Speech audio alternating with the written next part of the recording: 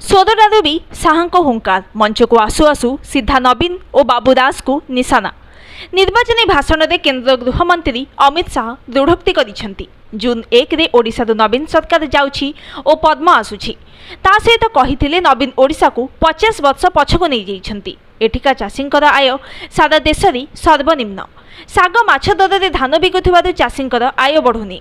तेणु बीजेपी सरकार आसिले छत्तीसगढ़ भली ओडिशा रे भी 3100 टंकार धान किणाजिब। ता सहित आक्षेप करथिले नवीन one nation one ration card लागू करू नाहंती। राशन हड़प लक्ष्य दे तांको बाबू माने ओडिशा रे एहा लागू करिबाकू देउ नाहंती। मोदी गरीबों को चाउल देउछंती हेले नवीन सेथिरे निज फोटो छापुछंती। जदि चाउल देबार इच्छा खाली बैग न दे दम अछि तो केंद्र चाउल दे आउ 2.5 केजी मिसाई लोकों को देबाकू आह्वान देइथिले शाह।